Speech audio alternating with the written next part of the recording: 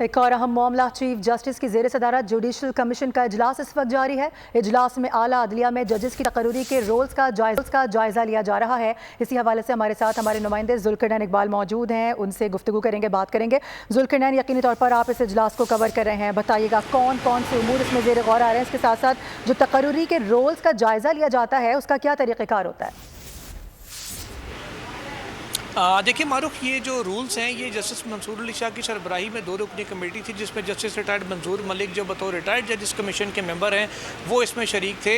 इसके अलावा जो हाई कोर्ट के चीफ जस्टिस हैं उनसे मुशावरत की गई थी, जो सीनियर जजेस हैं हाई कोर्ट के उनसे भी मुशावरत करके पूरे एक ड्राफ्ट बनाया गया था, जिसमें मोटी मोटी बात अगर हम आवाम को आसान अल्फाज में समझाने के लिए बताएँ तो पहले चीफ जस्टिस ऑफ पाकिस्तान का इख्तियार होता था कि वो सुप्रीम कोर्ट ऑफ पाकिस्तान में किस जज को तैनात करना चाहते हैं, किसको नामजद करते हैं। उसके बाद कमीशन उनके अक्सरियत से फैसला करता था उस नाम के ऊपर, या इत्तेफाक राय से फैसला होता था।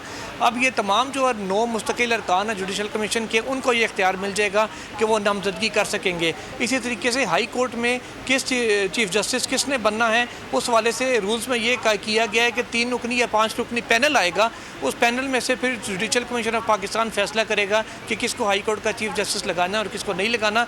पहले कहा जाता था कि सिर्फ और सिर्फ, जैसे वकला का भी मुतालबा था कि सीनियरिटी की बुनियाद पर लगाया जाए, जूनियर जजेस को तैनात ना किया जाए जैसे माजी में किया जाता था, लेकिन अब बाकायदा रूल्स की शक्ल दे के सिर्फ सीनियरिटी को नहीं बल्कि कॉम्पिटेंस का भी साथ उसका जायज़ा लिया जाना ज़रूरी करार दिए जा रहे हैं रूल्स में। उसके बाद फिर एक लीगली राह खुल जाएगी जूनियर जजेस को भी प्रमोट होकर सुप्रीम कोर्ट में आने की। ये गैर मामूली इजलास इसलिए है मारूफ कि इसमें 9 जो मुस्तकिल अरकान हैं उनके अलावा तमाम हाई कोर्ट्स के चीफ जस्टिस इसमें शरीक हैं। तमाम हाई कोर्ट्स के जो सीनियर 3 जजेस हैं, जो एक्सपेक्टेड चीफ जस्टिस होते हैं हाई कोर्ट्स के, उनको भी मदऊ किया गया है। पाकिस्तान बार काउंसिल के साथ जो तमाम सूबाई बार काउंसिल्स के अरकान हैं, जो एक एक रुकन उनका होता है जुडिशल कमीशन इजलास में शिरकत के लिए, उनको भी बुलाया गया है। वो भी इस वक्त जुडिशल कमीशन के इजलास में मौजूद हैं। जबकि इनके अलावा तमाम जो सूबाई वज़राए कानून और वफाकी वज़ीर कानून है वो भी इस इजलास में शरीक है, जहाँ पर रूल्स का और जजेस तकर्री के तरीक़ाकार का जायज़ा लिया जा रहा है। और इम्कान है कि जब ये इजलास ख़त्म होगा उसके बाद इसका बाकायदा एलामिया भी जारी किया जाएगा। ठीक है, जुल्करनैन, इस हवाले से तफसीलन आगाह करने के लिए आपका बहुत शुक्रिया।